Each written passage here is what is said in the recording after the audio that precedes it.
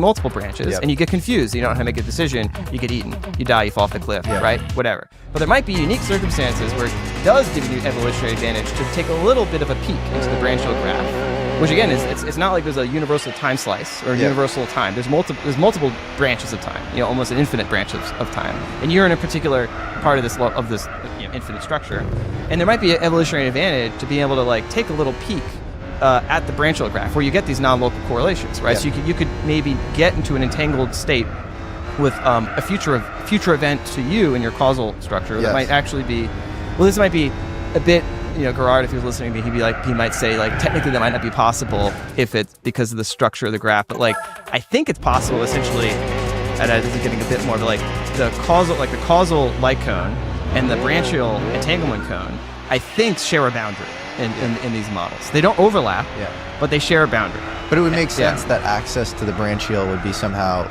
adaptive based on natural selection or something. And it goes towards like Donald Hoffman's work of like why do we see, we don't see like 600 nanometers or whatever. We just see red. I mean, I come back to these nonverbal autistics, right?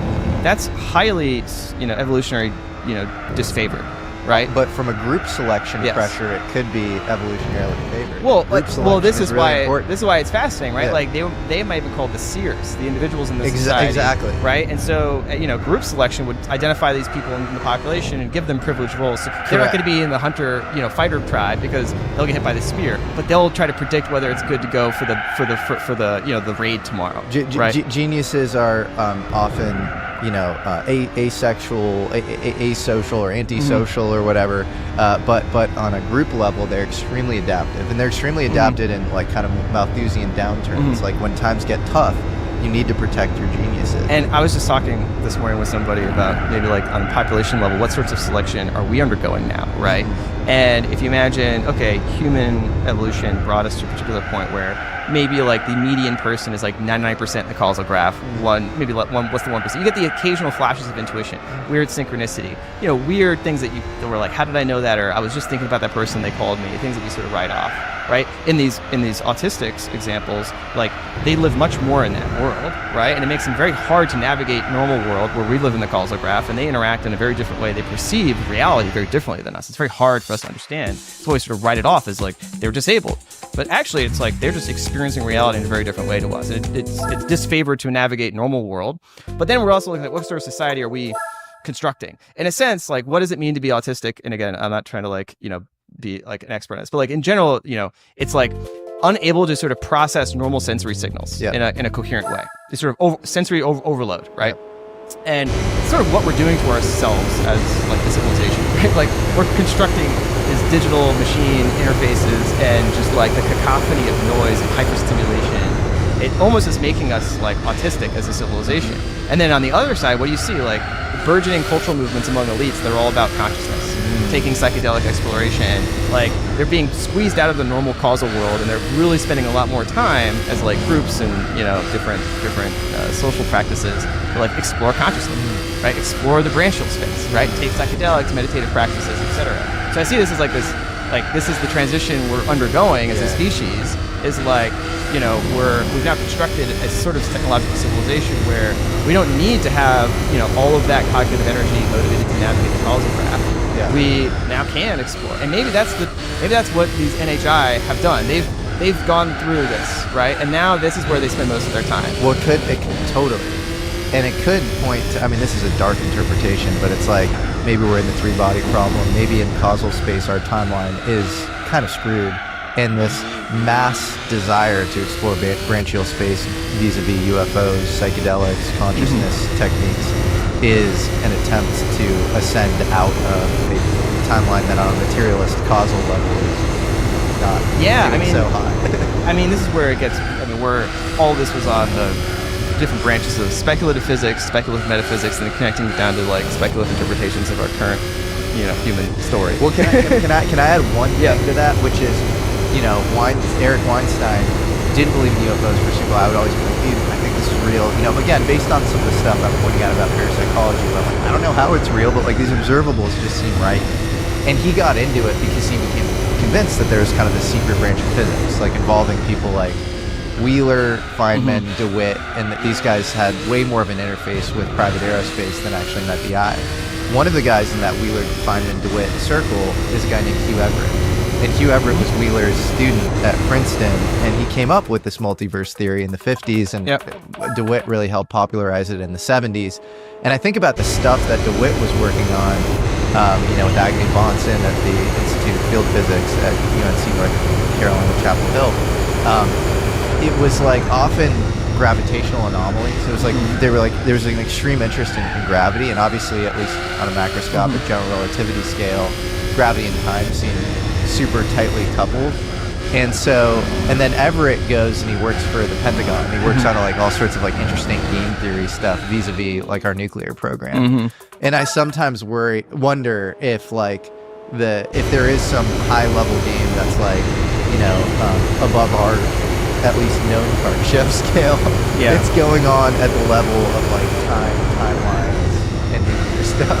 Yeah, I mean, it sounds nuts, but I also have forced myself into a situation, intellectually, where I have to take this idea of timeline manipulation very seriously, because it comes out naturally from seeing the world in terms of the sort of multi-way evolution systems, right? Where there is no preferred timeline, and it's not like the bulk universe, sense of general relativity is true. It's essentially these models, these Gerard models are very much like an Everettian interpretation, but with a little bit more of a fundamental structure. He basically just takes the mathematics of the wave function. It's just okay, whatever. It's just all these eigenvalues exist in just a different universe, right? And then the way that he characterized it is like each measurement operation causes a branch, but he doesn't really define what a measurement operation is. So there's kind of an undefined sense of like how do you scope the actual multiverse that gets created, right? What are the branches, right? What defines a branch? In the Gerard, it's a very well-defined sense of what a branch is, right? Because it's a discrete structure. Right? There's only a countable number of these branches, but I had to take that seriously. Of like, there's multiple threads of time, and they're not all like potentially accessible, right? And they're going to be constrained in any given local reference frame that's defined by an observer or a set of observers into this rule representation that all are slicing reality relatively close to each other. Well, it's like, is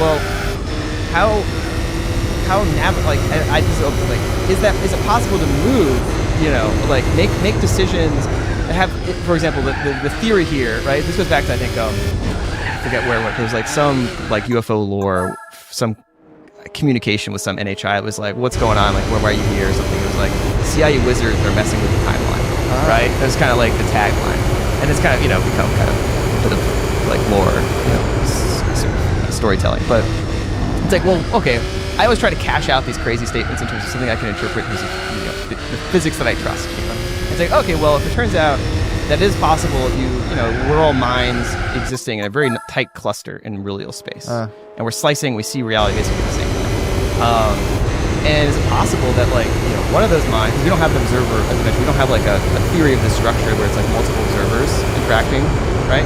Is it possible that some of those people can just decide, using certain whatever techniques, right, might involve consciousness, right, amplified with whatever degrees of freedom we can exploit through our technology, that could cause nearby minds to all shift with them to a different time. Yep. Right? If I'm like, okay, how is it possible to take a prima facie absurd statement, CIA wizards messing with the timeline, and cash that out in something I can interpret in terms of a physical theory? That's how I would have to do it. I don't know, it doesn't mean it's true. It just is like, I feel like, I try to hear these things and I try not to dismiss them. I try to, come up with a naturalistic explanation that isn't just, we're time traveling. Well, because then you get into all the causal problems of time travel. Yeah. One of the things in these models that time travel can be specified in a certain way, whereas because there's no such thing as like a universal time function. Yeah, exactly. Right? But so in the branchless space. But a branchless space, time travel would be an observer happens to equivalent a set of states in its future causal graph that are observationally indistinct from a set of states that previously existed in its causal graph. So it's not like that observer traveled back in time. It just happens to encounter in its future causal graph a structure of states that is identical, observationally indistinguishable from a past set of states. Like that, it's still a linear process of of this evolution, but just encountering a future state that's identical to the past state, right?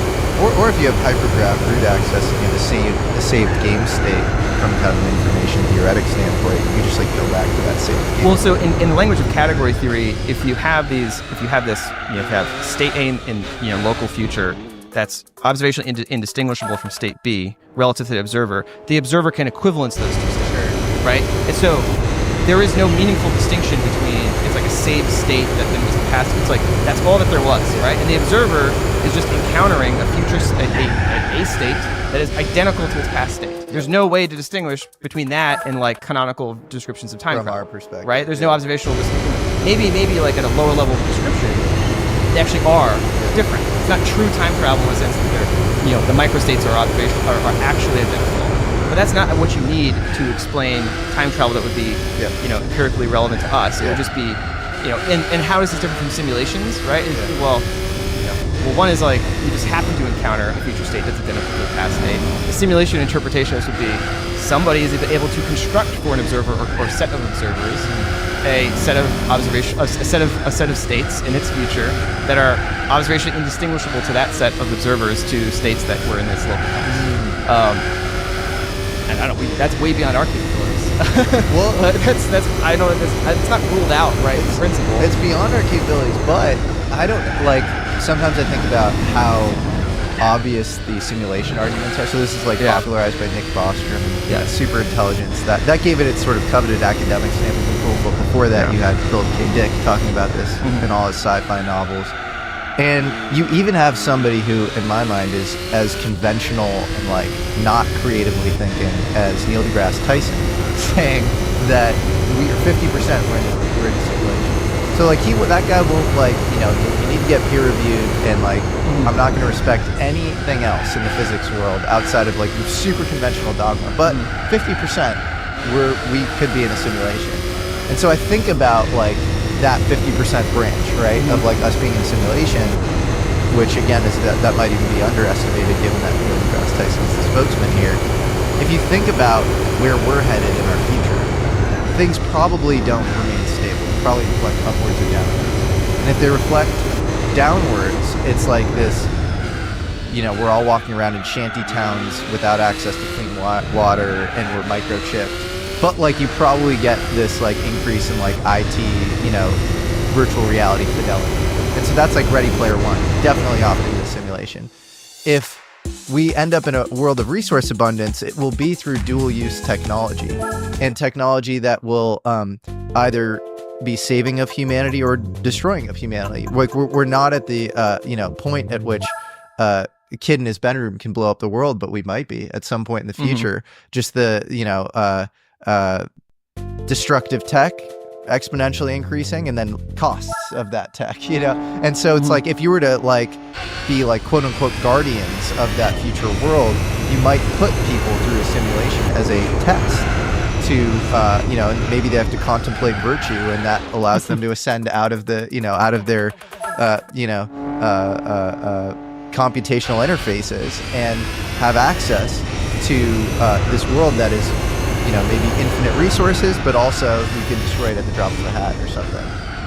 Yeah, it's tough to sometimes connect this metaphysical model or metaphysical analysis and physical analysis to like the human condition in our day-to-day kind of in near future sort of trajectories, right? And I think the interesting thing about the NHI question is it's the fulcrum point, right? That sort of is forcing us to one, zoom out and try to situate ourselves in what we think of as the final, or at least more fundamental picture of reality. Yeah. And then account for these objects in terms of some, near term or some interpretation of our political experience, right? Those are like, and in like religious, stories, that's like a traditional cosmogony or a theosophy. It's like we want to, or theodicy, like we want to tell, we want to situate our, nitty gritty, humdrum, terrestrial human affairs in some sort of cosmic story, right? And that imbues everything with significance. It imbues us with significance. It imbues this with meaning and whatever. And so it's a very tempting human project. If the NHI encounters and the UAP craft were not real, right? And I was just on the separate trajectory of analyzing Wolfram models, I'd be like, oh, those are separate things. It's like analyze metaphysics and think about, how humans are going to screw each other up. The fact that we have this interface now currently with some other form of intelligence, forces you to then stretch into these questions. But then, of course, we have the heavy baggage of our society of all these different theodicies and worldviews and different religious interpretations that we have to kind of navigate because those are very, very deeply embedded.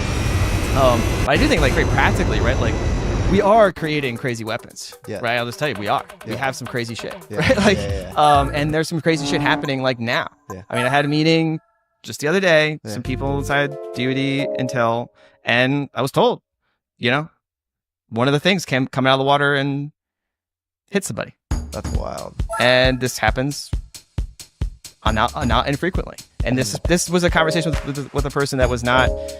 This was not the topic of the conversation. Like right? like a craft can come out of the water. I try not to get. We were trying to get into any details. Okay. It was one of those things. Because we know nuclear subs are actually the first line of offense, but no, like it came out of the water, transmedium, and zapped. Woo. Yes. Wow. It was a bit much. And this came in the context of a conversation that was not about this at all. Right. It was in more normie, stuff I do, like day job sorts of stuff. And it just came out towards the end. And I'll just like, so this is happening now. Right. And it's happening in a complicated set of conditions. And so this is where it's like, we had this very abstract, physics, metaphysics, intelligence, simulation discussion. But then I have to come back to like these conversations I had just like a few days ago. And I'm like, well, what the hell is actually happening? Because I'm not sure I can truly explain like the nature of these abstract models and abstract thought experiments is they set boundary conditions for possible explanations. Yeah. They give you a guide to sort of get a gut understanding, or you kind of grok what you can mentally visualize, but they don't really, help you account for like these random, like these detailed things that are happening, right? Like what is the particular morphology? Why, all the different aspects of quote, like ufology. They do not, I know we have a predictive theory that is like so general that makes these specific, set of hypotheses that then correlate, 1-to-1 with all the specific details of UFO. How put off might be closest, but even that, it, involves sort of messing with general Einstein's field equations in a way that a conventional physicist wouldn't. I mean, there's also, if I have some issues with simulation theory, but like on a metaphysical basis, but there's versions of the simulation hypothesis which are not metaphysical. They're just like, we are all being like, someone basically has, virtually matrixed us. Yes. Right. And, whatever, they're just able to do that. And in that scenario, well, like, this is the 3-body problem, but like on steroids, like what science can we do? Yeah. Right. Like they control the experiments we can run, the thoughts we can have, the things we can observe. Like we're just puppets. Right. So the question is like, where is that degree of freedom still exists in a simulation that's, hypothesized in that scenario? And is it one in which even the simulators have some inherent constraints, like this computational irreducibility? They can set it up, they can set some boundary conditions, some initial states, and they just have to let it run. Yes. And they're just learning what the system does. You could say that's a good model for the whole universe. Yep. Right? The universe is just, it's running. Yep. It's discovering new things. It's creating novel structures, and it's, embedding its memories over time into the future. So, I'm not sure how much that gets you, right? In terms of, well, there's like NPC version of the simulation, which gets you nowhere. It gets you into you're a cog in the machine with no free will. And then there's like avatar version of the simulation where you're porting yourself from on high into like a lower level simulation, maybe voluntarily, maybe not. But like maybe there's some sort of root access you can get to or something. But that's also like, extremely hard to quantify. Yeah. I mean, there's like Lee Cronin and Sarah Walker. I really like them. They've tried to construct versions of assembly theory. You should have them on. Yeah. And, they have a certain vision of free will. And I think you can actually, I don't have a full account of all this, but like intellectually, I'm really interested in trying to pull together the Wolfram models, which I think are like the more fundamental structure of reality, the more fundamental sort of mathematical physical picture, with the assembly theory picture, which is trying to think about the universe at a slightly higher level of description in terms of information constructors, right? Self-replicating information persistence through time, and like assembly as like a mathematical framework to think about what sorts of structures the universe is creating. Yes. And then I want to take that and I want to combine it with kind of the metaphysics of something close to what like Philip Goff, the philosopher, has in terms of he sometimes goes between cosmopsychism, proto-panpsychism, where consciousness is embedded. Yes. Right? Because even the Gerard Wolfram models, they're fully abstract, idealized sort of structural descriptions of reality, right? But they don't actually tell us like why there's such a thing as qualia or phenomenal experience. Yes. Same with assembly theory is this really neat mathematical understanding of how chemistry tethers into biology. Yeah. But I think consciousness lies outside of it. Yeah. And like why you have extremely high, I guess they have like an index, right? For like an assembly index or whatever. They have an like, assembly number and then the copy number. Right. So like why you have like complex systems that are like somehow low entropy is like that's like this extremely open question. And I would say like you brought up Maxwell's demon, the plot of the movie Tenet, like, oh yeah. Yeah. So it's like, in this case, he uses, it's actually at, I think, a particle accelerator, but he figures out some sort of Maxwell's demon thing where you can reverse, second law of thermodynamics, reverse entropy. And like maybe consciousness is the only anti-entropic force or something. It's like an order creating force. There are even words in biology, people sort of make up. It's like syntropy, where it's like, or if you look at Carl Friston's free energy principle, his famous neuroscientist, our brains are attracted to ordered signals and not randomized signals, and so there's something about that like seems to, I think the assembly theory model is like almost complete, but I think that the consciousness thing is really important. So I try to think about like, imagine you had a God's eye view of like this abstract like realm that I'm talking about in terms of say the branchial graph, or even like a more abstract variation of it.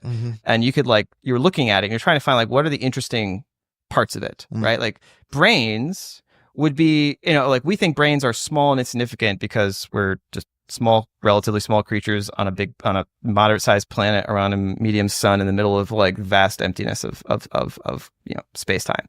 But this sort of picture of reality, this sort of, that is the causal graph representation, right? The sort of coarse grained macro scale representation that, smoothly differentiable, continuous manifolds allows us to do general relativity, et cetera. But it tells us there's a different picture of reality, this sort of branchial structure. And this kind of correlates to how Lee Cronin and them were thinking about kind of the universe constructing, more interesting objects, right? And more interesting objects essentially are like more information theoretic complex structures that persist through time.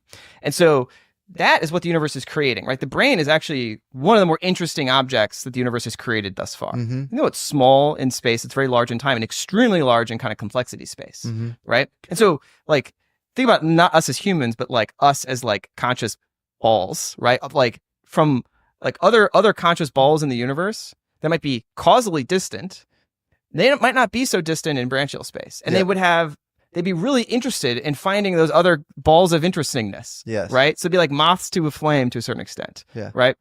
And so I think this is what like NHI kind of, it's like they think, how could they get here? It's like, well, are they coming here from the planet over there, or are they coming from branchial space not that far away? Yeah. Right. And we just have, like we're just interesting now. Well, right? When I did this piece with David Grush, he was like, if I were a betting man, I thought this was like the most important piece or part of my interview. And it's like a very sort of fleeting moment. But he says, if I were a betting man, I would say that, they might not be the NHI might not be that much more advanced from us, but they come from an alternative timeline in which they went the civil propulsion route and we went the destructive nuclear route. So it points to what you're saying. And if you have like the economics of the future involving this like weird Kardashev scale thing, it's like when we create nuclear weapons, we might be of interest, and you might have this sort of dark forest analogy a la the three-body problem where until that happens, it's actually really adaptive for them to hide themselves and to not let themselves be known. And then all of a sudden you have to interact in sort of these ephemeral ways to affect timelines or whatever, because we might be blowing ourselves up or something. Yeah. I mean, it's interesting. I think the Dark Forest books are really good, and a good exploration is kind of this, cosmic game theory. But I have two thoughts on this. One is like, I think advanced civilizations, like, I think people default in the Kardashev scale to going like bigger and out into the universe. And that correlates with the the standard vibe, the Musk vibe. We got to become multiplanetary. We're going to do von Neumann self-replicating probes, and we're just going to expand out. We're going to colonize available resources in our future light cone. It's kind of the trope in San Francisco, like the future light cone of humanity is at stake, and all this nonsense, right? And I think it might be wrong, right? Because if you actually look at our trajectory of civilization, like we're going to the moon, we're going maybe to Mars, and we're putting some effort into that. But like, where's the vast majority of our effort going into? It's building smaller and smaller structures. Yes. Right. It's it's the nanometer race, right? In TSMC, 7 nanometers to 2 nanometers. We are trying to carve into, the smallest scales as possible, more information and like interesting, causal, power. And I think instead of thinking about civilizations expanding out into the universe, do they just basically collapse into its basement? Yeah, engineering at the molecular level is like way more interesting than more brute force to like move out into Cartesian space. And that would also kind of semi-explain part of the Fermi paradox. It's like, where are they? We don't see them. Well, it's because you're looking for civilizations that are transforming their local galactic neighborhood, right? They're doing massive gigascale infrastructure projects to convert stars into, more probes, right? Whereas maybe that's amateur hour. Like most civilizations realize like, why bother, right? When there's a shortcut. You break into the basement and then you've got root access to reality. You don't need to mess around with stars. You could just zip around and do whatever, right? And maybe you get, just arbitrary degrees of energy you can exploit from the quantum vacuum or whatever, right? And that you can construct, information is information. It's scale invariant. It's like, why do you need to construct, galactic scale computronium, things versus like, just embed things at the Planck scale, right? Right? And then you just disappear. You sort of go poof, right? And then maybe that corresponds with the deeper understanding of, again, this multi-threaded structure of time. And, you're looking to see who's coming in to join your club, right? Who's about to make that break where they figure out how to engineer themselves, not to zoom out and expand, but to like go in, right? To join them. And everyone that's there, by assumption, say doesn't have any implicit technological advantage. And there's not necessarily assume maybe there's local scarcity, but there's no global scarcity.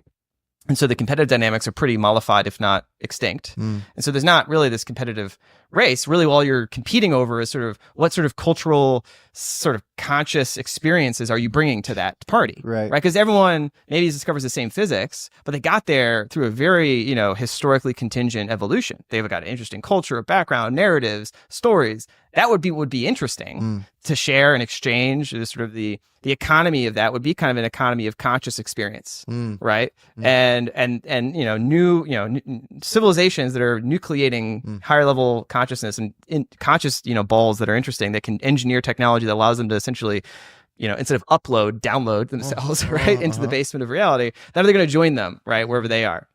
And they might be like, oh, well, we're going to scout out some of those civilizations that might be close to doing that, right? And we're going to just assess the cut of their jib, right? Like, what is their story? What is their what are they going to bring here? Are they going to be kind of annoying? Are they gonna are they gonna like kind of rub us the wrong way? Like, and maybe there's some elements of this, and this is super speculation, which is like, hey, like, we seem to be all a part of this grand universe mysterious project of creating interesting things like us, and this is where we all end up. And so we're like, we want to help get the new guys in, right? And we'd rather you not blow yourself up and destroy everything. We'd want to hear, get you there. And maybe there's, in this narrative, right?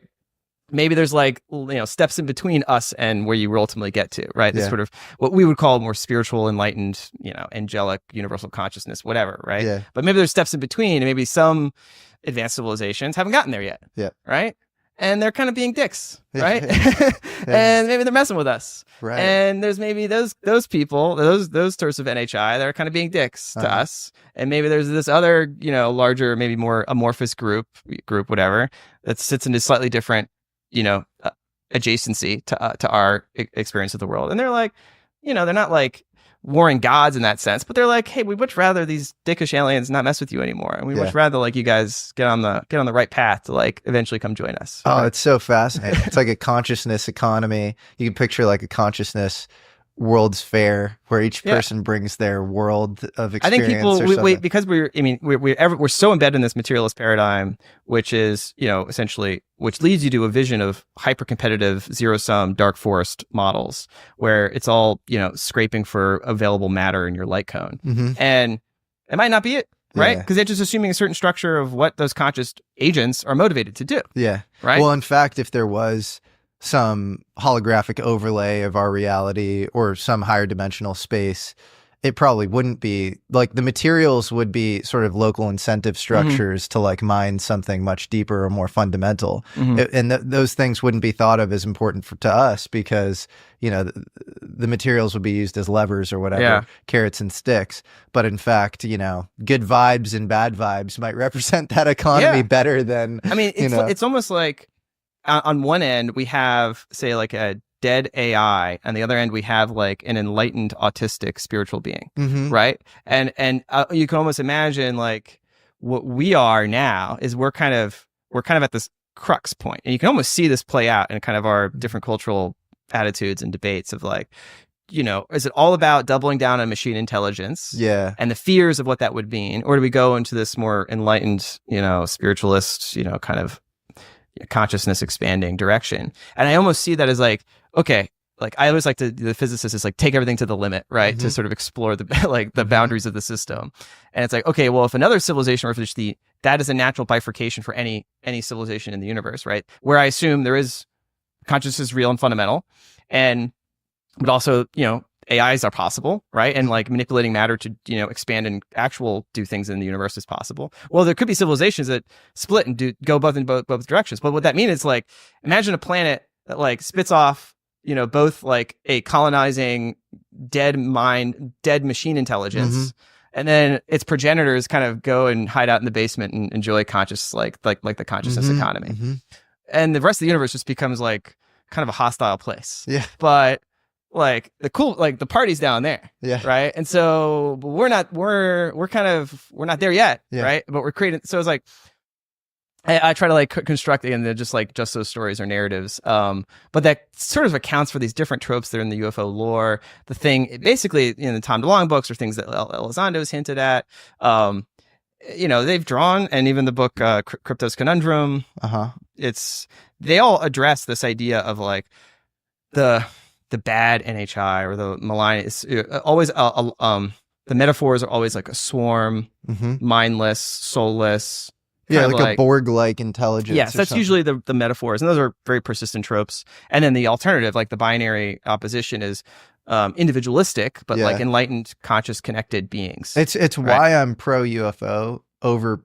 So if you see AI and UFOs as two kind of somewhat maybe opposed narratives, but both like narratives you should probably be bullish on over the next 10 to 20 year time horizon, you know, whatever. Yeah, to use annoying investing terms, you know, I think there'll be more in the zeitgeist, like, you know, increasing. Oh, I mean, 10 years might be a bit optimistic. Yeah, it's happening now. Oh, it's happening now. It's happening now. But, you know, near term, these things are just going to grow. And I think the AI thing, I have really a lot of trouble telling a charismatic story as to how it ends. It's sort of just pure game theory, but like from like a consumer or like individual interface perspective, kind of dystopian, like maybe outside of like getting a better natural language interface to like Google or whatever, you know, so your better recall occurs in like natural language you can understand better.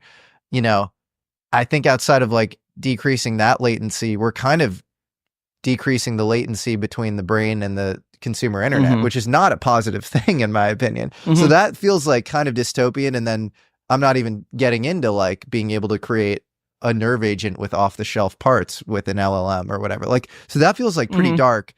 On the UFO side, there definitely is this like swarm hive mind component that like scares me a bit, whereby you could totally create some auspice for like a clamped down new world order where like nobody has any sort of autonomy because of this hive mind invasion.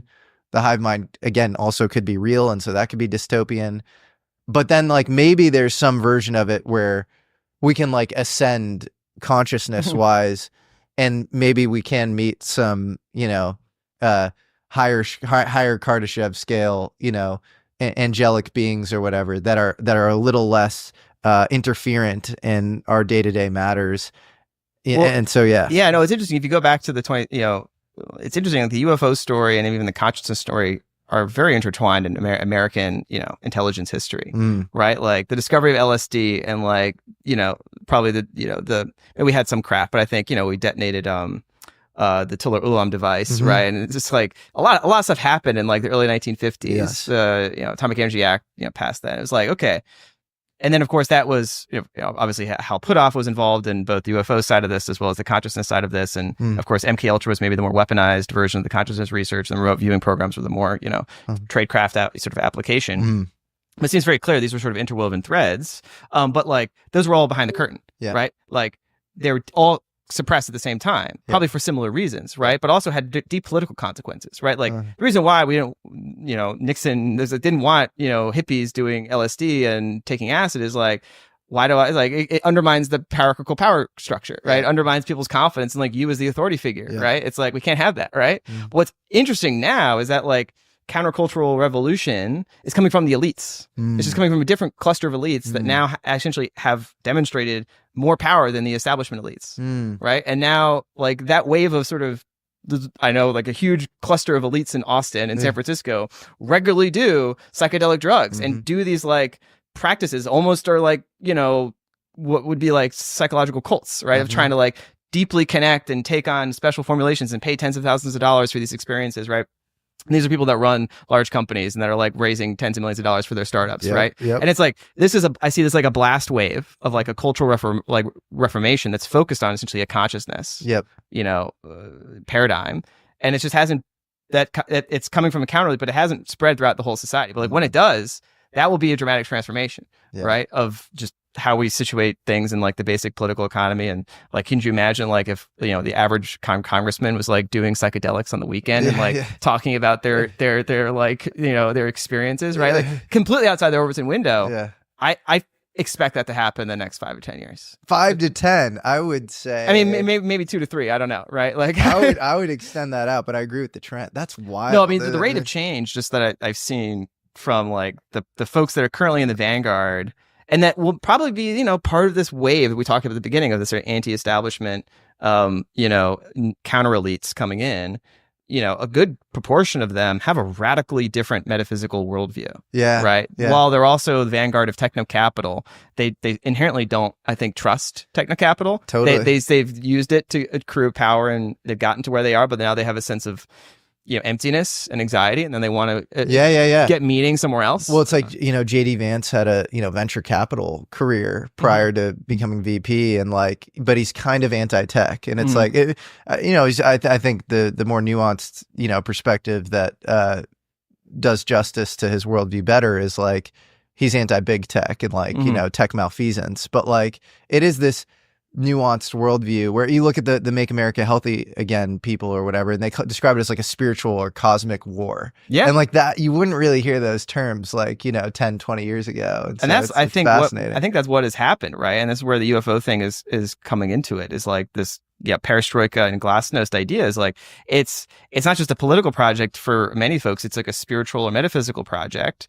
And this is why the sort of, the UFO thing isn't just a pure nuts and bolts technological thing. Because I think, even the legacy program knows it's not, right? It's not just like, okay, they've got some metamaterial, maybe there's a tensor, component to the Einstein field equations that we can, rejigger to get some, anti-gravitic effect, and we can then do, some crazy ISR orb stuff, right? Great.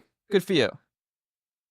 But that's not the big thing. No, it's clearly not. That's not the thing that they're worried about coming out, right? I don't think they're worried about the fact that, we can do anti-gravity and we've got special stuff, and maybe China's got orbs, and that's a thing. That's not something that would be catastrophic disclosure. No, right? No. It's something completely different, right? It's a much bigger, sense of transforming how modern civilization thinks of itself. Absolutely. And the relationships of existing power structures. This is what I know Sheen has talked about as, he represents, a spy for a certain legacy institutional structure, right? He was the chief of station. I mean, he was the chief legal counsel for the Jesuits.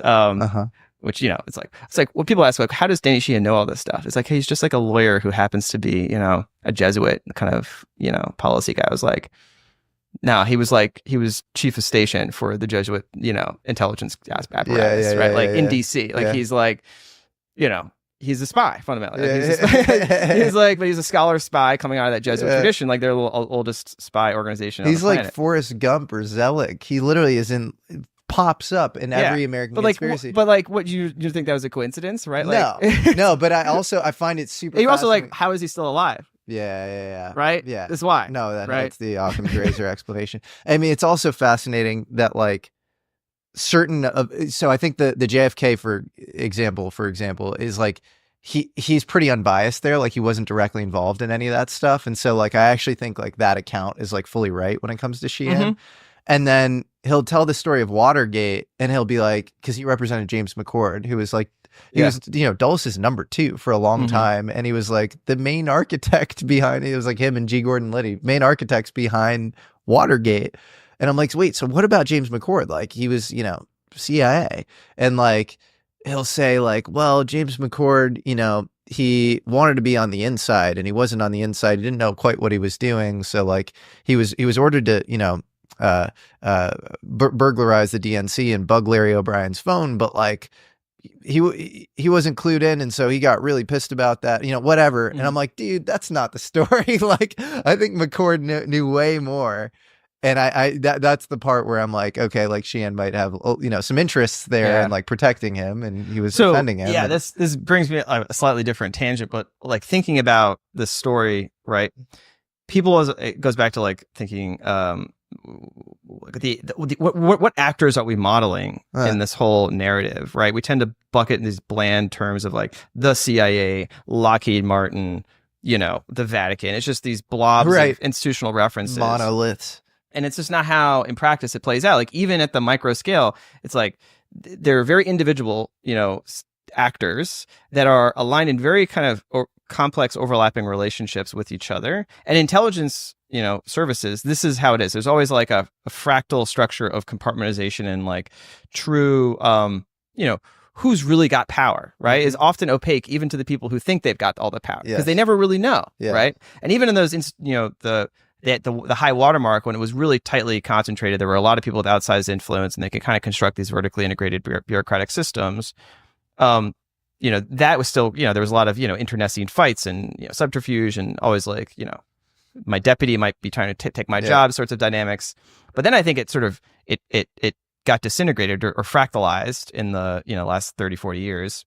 But it also globalized in the sense that you have, like, I think of a much more complex set of actors that have a lot of resources, right? So you think the intelligence communities of the big baddie has all the information, like Google, Amazon, these guys have probably more information. They're like neo-governmental organizations. Like Pippa Malmgren has written about this. It's brilliant insight. She's like, Amazon, Jeff Bezos, probably has access to more intelligence and better intelligence than the NSA does in many ways. Because he can look at maybe not individual level intelligence, but like he manages all the intelligence databases for the government, right? Yes. And he can detect, he knows what everyone's buying, right? He can detect the mood of everybody. Totally. Right? The NSA doesn't have access to that information. No. He knows. So that's probably why he refused to do the endorsement. Because he has probably some proprietary analytical model of like everyone's buying and purchases decisions. They've constructed some fancy AI that's like predictive of their, which books have they ordered? How does that correlate to their Twitter views, et cetera, right? And they just know immediately. Why do you think Elon went all in? Because Elon knew. Sentiment These guys knew. Sentiment analysis. They've done the correlations. They know exactly what the outcome is. Interesting aside on Bezos. His grandfather, I think, was the head of the Atomic Energy Commission. Lawrence P. Geist. Yeah, he was the director of the Western Division. Harold Malmgren told me that story. He's now come public with it. It was, So that, quick. Finish that thread is Harold Malmgren, senior advisor to Kennedy, Nixon, Ford, etc. Wunderkind, McNamara prodigy, probably saved nuclear war under when Curtis LeMay wanted to go, he was sent to the tank and sort of held Curtis LeMay back. That's amazing. Yeah. It's literally like the Doctor Strangelove scene. Yeah, he was sent when he was like 26, 27. He was sent into the tank, by Kennedy, and was just like stall him out. No way. These guys are like they're ready to go. Oh, that's crazy. and he was like Curtis LeMay was there with his generals, and they're like, we need to go and let's like I just need to we just need to drop one just to like prove resolve, and we have like air crew morale issues. I mean, everyone knows like Curtis LeMay was absolute insane. He was willing to go to full nuclear war, and Malmgren played his part in holding him back. And then was sent out to Los Alamos, I think, or Albuquerque in 1963, where he met with Lawrence P. Geist because he was there to do the design cost build of our anti-ballistic missile system, which at the time was premised on nuclear weapons, right? Because the only way to feasibly destroy incoming ICBMs or missiles coming in was to throw up nukes and try to blow them up in the atmosphere. And so, he had to get read into, he was basically there to like manage the project for that, right? How much is it going to cost? What are we going to do? Like, and both on the Department of Energy side as well as the DoD side. And yeah, he met with Lawrence P. Geis, who told him that, we have been recovering and trying to reverse engineer UFO objects. And then 10 years later, I think he had a private meeting with Richard Bissell, who is the number 2 at the CIA, in charge of all the, dirty tricks, covert operations stuff for like 15, 20 years. Didn't he create the NRO as well? He created the NRO. He scouted and established Area 51. Wow. Richard Bissell was in charge of all that stuff from the 50s and 60s. And Richard Bissell told him in a private briefing that of, quote, other world technologies that they'd been working on. And so he was kind of read into some of that stuff. He's made public some of that. So that's just an example, right? And he was like kind of the shadow Kissinger for most of those decades. Like he was the guy that got stuff done. He had back channels with the Soviets. Do you think Kissinger knew about the UFO thing? Because Kissinger was 100% very involved in atomic projects. Because he was in charge of the Covert Action Committee or like the 303 Committee. He definitely probably knew. Whether he was in charge of it, I think the structure of this, I don't really understand. But I think there was awareness of these programs, right? This kind of peripheral knowledge, right? It's like if you're going to come close to it, like if you're going to be if you're going to be just in the immediate periphery of it, you need to know it exists. And you need to know not to go in. And know like where to avoid and where to throw other people off. So there's like it's kind of there's a boundary layer, right? They need to establish around those activities. I was reading this book called UFO Crash by this UFO researcher William Steinman about the Aztec crash in 1948. Talks about this head of special projects at Wright-Patterson who came over with Operation Paperclip. His name is Eric Henry Wang. Steinman says, this is the guy who like, I can't get anything on. The door shuts in my face every time I inquire about him. He and his boss, H.A.K., and then he just goes on or whatever. And I was just thinking, who is H.A.K.? And I was like, oh, Henry A. Kissinger. And then you look up his kind of career history and he was very embedded in the atomic projects. And so, and I, Harold worked, they were like twin people throughout most of those administrations where, Harold was, self-consciously not a self-promoter. He was not someone who was looking for the power. He was recognized, and his survivability was because he was going to be the guy working behind the scenes, executing, not taking credit, just the guy who would get stuff done, right? And that's what's, whereas Kissinger was the guy who would walk over people's necks, right? But they were in equal positions, right? They were trusted, and they were often used by presidents, to check each other. Like Malmgren was used explicitly by Nixon to check Kissinger in many negotiations, to confirm that Kissinger wasn't going rogue on various things. And the whole China thing, the back channels with the Soviets, Malmgren was Nixon's confirmation, route, right? Because he didn't fully trust Kissinger to do all this stuff. Kissinger was kind of this rogue guy, right? He thought he was the president, right? So Malmgren was there to kind of act as a bit of a check. That's amazing. And so Malmgren was trusted by multiple presidents over many decades, and he is now coming out and saying NHI are real. We have their stuff. I don't know, guys. But that's a good example, right? Because he's former CIA, and you have a lot of guys who are former CIA. It seems like there is some implicit imperative in one branch of the CIA that is pro some form of Malmgren was never CIA. Oh, he's never CIA. No, okay. He was a PhD economist. Okay. Who came into the Defense Department, but then actually did mostly trade and economic stuff for the latter half of his career. But he was, he was fully cleared into the Q stuff. He was cleared into SSCI. But your point is but he met with the CIA, obviously with Richard Bissell. He met with Lawrence Geis and DOE. But he was more of a higher level political guy. Interesting. Okay, good to know. It feels like there is, to your earlier point, there's a part of CIA that is pro some form of disclosure, and then there's probably a part that is extremely anti disclosure, and then there are these fiefdoms that have these local incentives around we have some IP, we kind of want to monetize it, we feel somewhat patriotic, and want to refresh the talent pool and realize we don't have access to the best and brightest STEM talent out there, and so there are all these weird dynamics where I don't know, after studying this stuff probably similar time frame as you, 4 or 5 years, you always want to know who's in charge, who's the ultimate gatekeeper, and it feels like it's this disjointed cargo cult or something. I agree. I don't think there is a a single cabal that has all this information. I think it's been carved up, it's decayed. I think it's like all of our other institutions. It's also, why disclosure is happening now is kind of an overdetermined question, right? Is it the China competition thing? Is it an exogenous time scale associated with the NHI themselves? Is it, or is it essentially just the ability of what used to be a relatively coherent, unified set of legacy programs has just decayed and lost its ability to maintain control like all of our other institutions, right? Yeah. It's like, why was Grush, this kind of do-gooder millennial, able to kind of like in a year kind of just be like, yep, I figured it out. Yeah. Right. Yeah. It's like, was that just because, Grush is really good, but it's probably because the legacy program is probably like decayed a bit, right? It's probably become unwieldy. Pieces of it have started to like, become structured in these bureaucratic systems. And clearly people, even he would said this in my interview with him, people on the inside want this stuff together. Yes. They were extremely disgruntled. They're like, this doesn't work at all the way it's been set up. Yeah, which is also an exact symptom of institutional decay and sort of sclerosis. Like probably during the Vannevar Bush days, there'd be nobody like that complaining. Be like, we got this shit on lock. It's streamlined. It's efficient. We got the best and brightest. We're highly motivated. We're oriented. We're aligned, flourishing, moisturized. We're good, right? And now it's like, it's decayed. There's Bob and Bobbert sitting in some Lockheed warehouse getting paid $200,000 a year when their best friends are over at Palantir making twice that. And, they're making no progress after 10 years. And they're sitting in a cubicle with like a diagram of like a material that they half understand but can't know the full specs of because like it's compartmentalized. An extremely stressful environment because they're telling you, if you tell anybody, we're going to kill you, and you don't really know what's going on. You only see your little piece of it, so it sounds cool, but now you're like trapped because you can't really leave that program very easily. So now there's like a lot of stress and tension built up inside these programs, and then the ability for the managers, who themselves probably are similarly positioned relative to the power structure or hierarchy that they're embedded in, are also feeling a bit like this is not working. And like you reach a critical mass. But that's why I'm like, why don't if you can somehow front run immunity via legislature, why don't you just immediately let the cat out of the bag on just the existence of these programs? Maybe there's some ontological shock around like top of the pyramid knowledge of, NHI vis-a-vis some theory of everything that freaks the average person out. I don't know.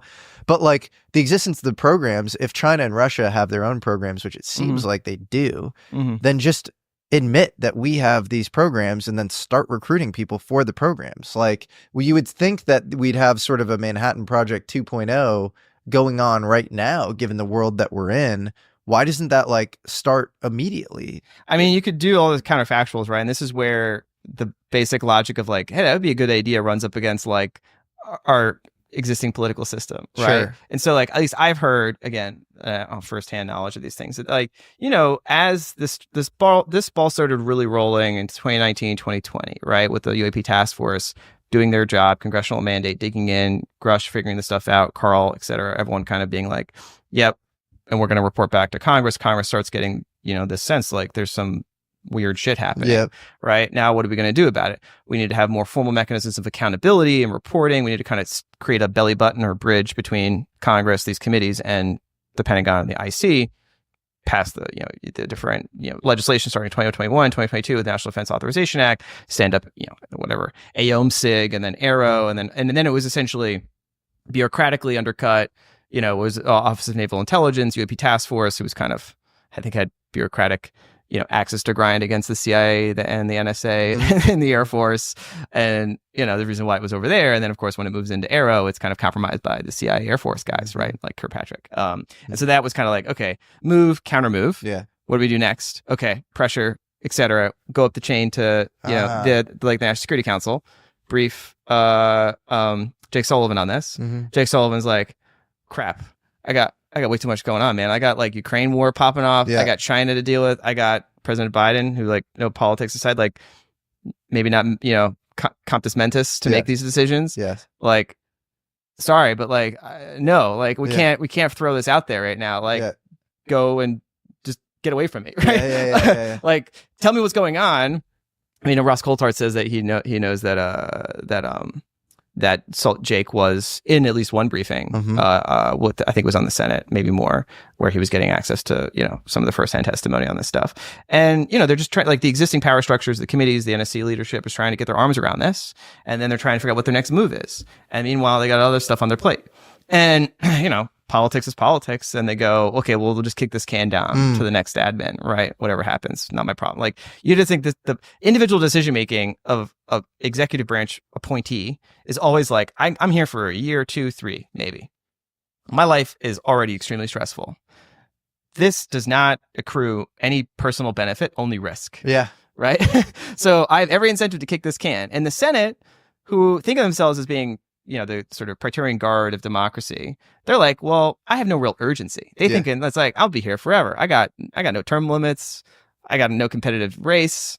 I take this as like a, next year's thing with the next year's thing. So, one has like, zero urgency because of political incentives to just not have it be a problem. One has not much urgency because they, the Senate is a little bit. This is why I think why more action has been in the House. Yes. Because they feel like they can kind of play in that niche, right? They can get more attention, get maybe more outside support. That's why I think why the House has been the locus of political. But that's just my political diagnosis. But in terms of the basic question of like the accountability over these programs, like that's the function of this UAP Disclosure Act. That's why that came from that's why it came from Schumer, Rounds, Gillibrand, Heinrich, Todd Young, etc.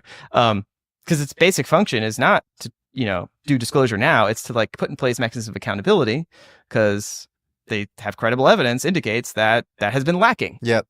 Including to elected officials in the executive branch. There's only 2, president, vice president. So the Senate is basically saying in their findings that they believe credible evidence indicates that relevant UAP records have been inappropriately classified and withheld from appropriate, elected officials in both the legislative and executive branch. Seems like a pretty clear diagnosis of the problem, but they were just like admiring the problem. Yeah. There's no urgency to fix it. We'll see what happens.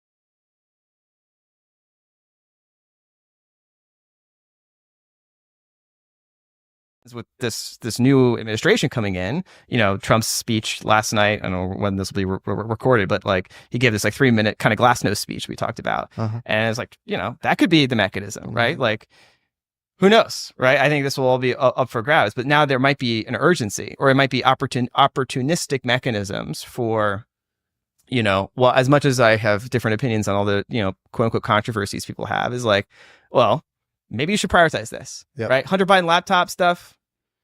Does that really matter relative to this UFO stuff? Like, no. I know you've got an axe to grind, but like just bygones be bygones. Like, well, I always I do every time I'm like, maybe this doesn't matter because we're in a multipolar nuclear world and you have all this kind of prosaic stuff going on. But then I'm like, this feels like the Archimedes lever. If the existence of non-human intelligence and, it's sort of like, it begs this question is like, are the wars we're in right now somewhat proxy wars? If you can't really say like, yeah, we have like this material, in our possession. And we do, think that there is intelligence out there based on all these kind of consistent observable properties, but like, business as usual as far as like, general macro, geopolitics or whatever.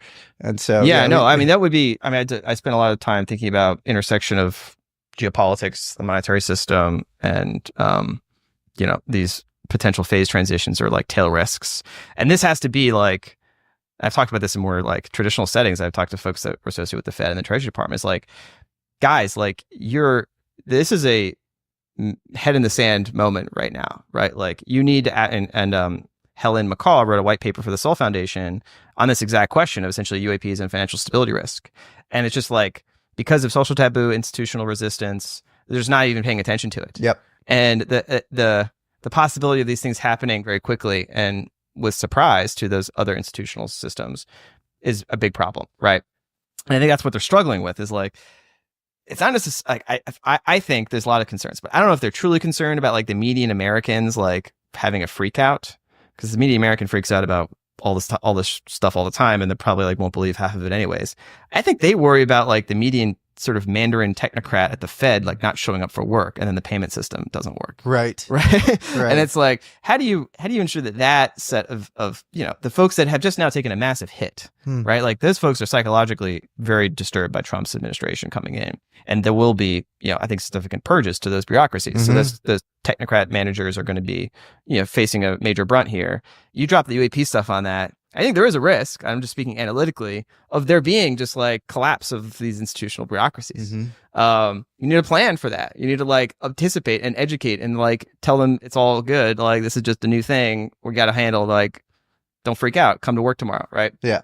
And I think ironically, but like, and this might, I don't want to be too, sort of ethnocentric here, but like, in general, I think, China has not as much of a materialist worldview as like the median assumption. Like you talk to the average person there, like, they have kind of a long history of their civilization. It's sort of a spiritualist baseline, even though the Communist Party is, nominally atheistic. But like people light prayer candles all the time, light incense, go worship at Buddhist temples. In fact, they've been spiking recently because people are trying to pray for good luck as the economy goes down the toilet. But like they don't have this. They haven't grown up their civilization in kind of the Copernican Western dichotomous view, sort of this inherent dualist world of this sort of ineffable spiritual realm, which you go to when you die. You could pray to, but it's kind of like a hard cut between that and like materialist society. You get rich, you fight wars, right? And whereas I think the basic, so I think in general, Chinese society, I think could probably accommodate something like this in a more smooth fashion than maybe Western society could. On top of the fact that China could leverage potential malfeasance on the West part, U.S. in particular, as a propaganda, leverage. Why haven't they? That's a question that I have kind of openly is like China and Russia. It is clear that if you're like a deep UFO researcher, there are things that they've interfaced with the UFO question. Like George Knapp went to like Russia and like brought back all these files about like their activities when it comes to UFOs. China's published a couple of papers around like tracking UFOs, but it seems like they're by and large pretty silent on the topic. Like they're not super progressive or forward minded about like propagandizing the topic or like being really open about it. Why is it just the US? Well, inherently, I guess, to first order, one is a closed system, one's an open system, right? So despite the fact that we point to maybe some rogue elements in the bureaucracy, like we're fundamentally is an open, somewhat chaotic system where folks like Lou Elizondo and Christopher Mellon can go out there and can go on podcasts and can release videos to the media and can have this open discussion stimulated in Twitter and podcasts and whatnot. But if the game theory stuff, if the game theory dynamics, why haven't they tried? Like why if some of this stuff is getting reverse engineered and weaponized, I think China hasn't. I think that in terms of order of priority, and this is speculation, I think the order of priority is first, second, third, fourth is exploit the technology to close the strategic military and intelligence gap. That's it, right? And so anything that might undermine that, right, is ruled out, right? So first order of business is like build their own inspired tech, build it at scale, iron it out, get it built out, and they have the ability to do that. Like they have the ability to like if the typical U.S. SAP is 1,000 people, right, for whatever secret R&D program, they can have 10, 50,000 people. Yep. Right. And credibly threaten actual gulag punishments. Yep. Right? Yeah. If you speak out of turn, and actually have like you can almost imagine there's probably the equivalent of like the Vannevar Bush sitting there. Right. That is like, because they've been building these new institutions, these new bureaucracies. They've got more energy. They've got like a clear target, beat the US, et cetera. And if you look at, there's some circumstantial stuff. This is really speculative. My China SME colleagues will be like, you're really going on a limb in there. But there were some recent purges in the last few years in like the rocket forces, which, if you imagine like which part of their PLA structure would somehow feasibly touch this, it's like, that's like where the nuclear forces are, right? So if they had their own version of a program, like where would it be? It'd probably would be there. And of course, the PLA has been historically corrupt. You bribe to get promotions and whatnot. So if I imagine a very, very hypothetical scenario, which is when we say China has had a program, well, what does that really mean? Like China has a program. Does the PLA have a program that maybe President Xi didn't know about, right? And maybe President Xi discovered the program in the course of his various purges that he was going through ensuring loyalty. And then he figured out this stuff. Maybe he didn't know when he first came into power, but now he does know. And he's been going all systems go build me some, everything. Like, this is where all of our surplus capital is going. I don't care about the real estate market. Like, screw it. Like, we're going all in on this. And is that leading to a freak out in the US, right? Strategic technology surprise, right? Strategic foreign technology surprise, because, we're getting intelligence now.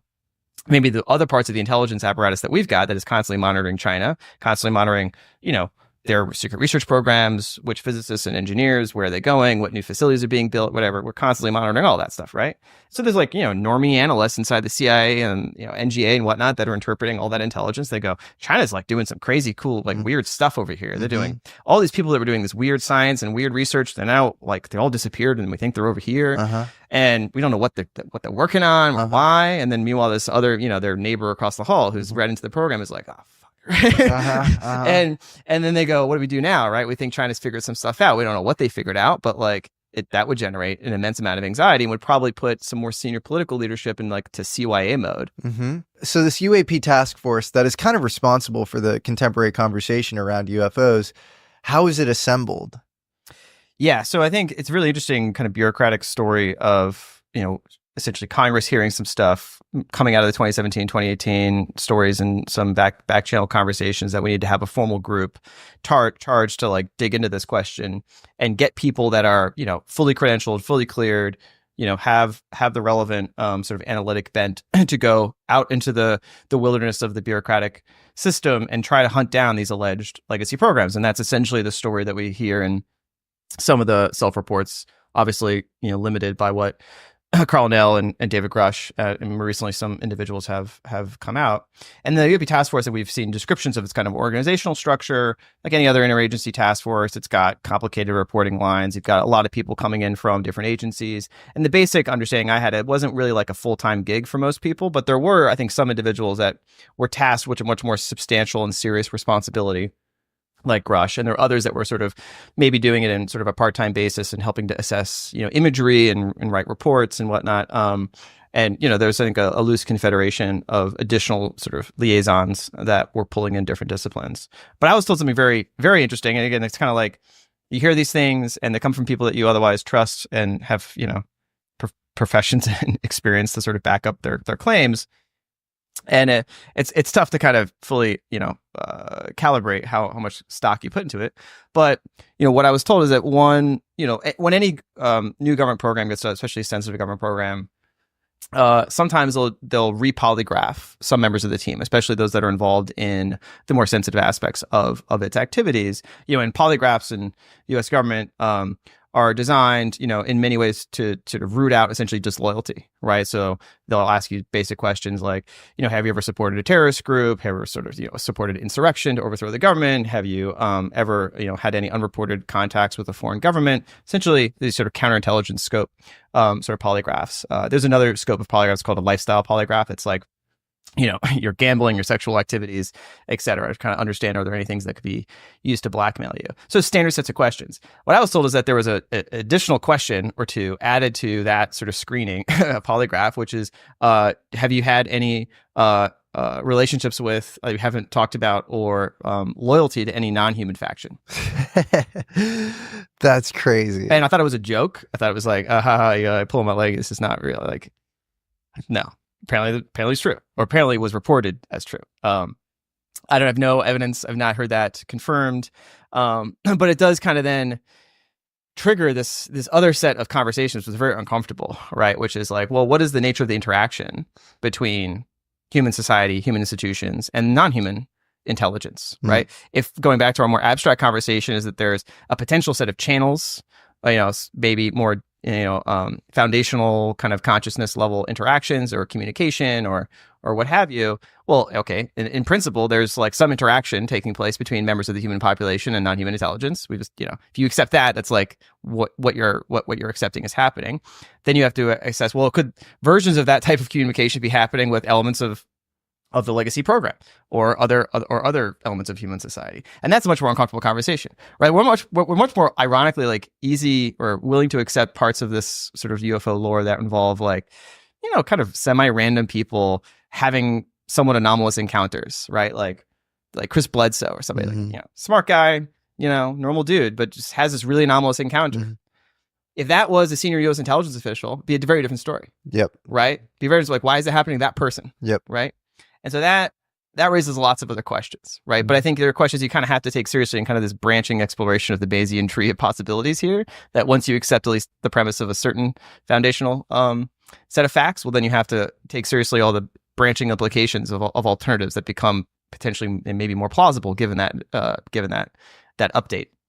And so, yeah, this does, I don't know what to go with that other than just to say that's potential scenario to think about. Anecdotally, I know of one extremely senior intelligence official who had a pretty gnarly abduction experience along with his wife, and so I don't want to say. I think he's going to be going public with this story soon, but that's this whole thing becomes very uncomfortable for people, because it's one thing to intellectually grok the possibilities of non-human intelligence in the universe, and maybe this metaphysical story that we've just been talking about. It's another thing also to think about. Maybe there's like advanced intelligence designing probes that are exploring solar systems, or, sending light sails out, and we can get some of their advanced tech and figure out how they work. Like, that would be groundbreaking, but it would be, something that wouldn't disturb us, right? Mm. It's quite disturbing to understand that, like, the sanctity of yourself, the sanctity of your mind even could be violated at will by a higher form of intelligence.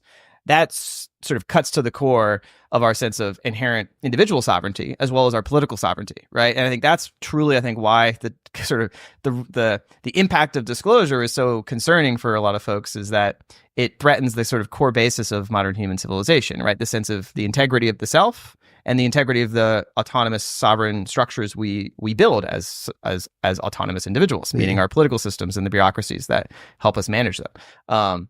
And that is a hard thing to swallow, right? And to understand and analyze. But in many respects, it's like a more exotic flavor of a traditional counterintelligence issue, right? Which is like, we exist in a competitive geopolitical environment where states are constantly trying to compromise each other's systems, right? Recruit spies, understand plans and intentions of their respective adversaries or even friends, and interpenetrate each other's bureaucratic systems with assets or agents or informers. So if you're modeling human society as actually not being the sole species or intelligence that you're trying to assess, there's another set of stakeholders, then maybe it's fair to assume that they would conduct similar activities that other states do. Right? So they have their own tradecraft and infiltrating mechanisms, and it probably wouldn't be the same that we would expect China to do, right? Yeah. But it would be something that if you are investigating this phenomenon, you'd have to, assume is a possibility, right? Yeah, it's sort of like the book Childhood's End by Arthur C. Clarke or something that wouldn't land on the White House lawn. They would sort of, incept all sorts of stuff in society and culture. And it gets to the most difficult part of this whole conversation, which is like the question that David Grush, very pointedly dodged in testimony, which was like agreements. Yep. Seems like an absurd question. How can human society, as, primitive apes with nukes, how can we form an agreement? What would an agreement be based on? Like, what sort of contractual dispute resolution mechanism is there, right? Well, I think it's maybe a category error. Maybe just the term of art, the language is not being appropriately applied. Coerced agreement or something. But I mean, the agreement that I used to say was probably BS.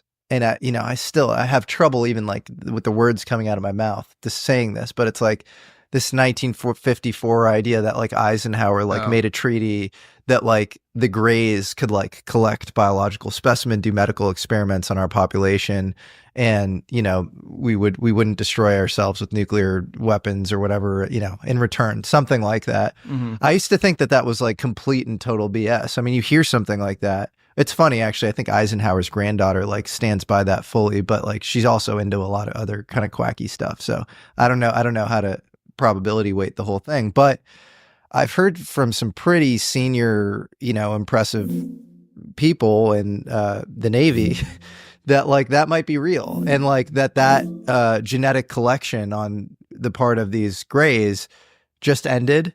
And they're extremely concerned that the genetic collection ended, because why would you end a genetic collection period? Well, it might be right before some cataclysmic event.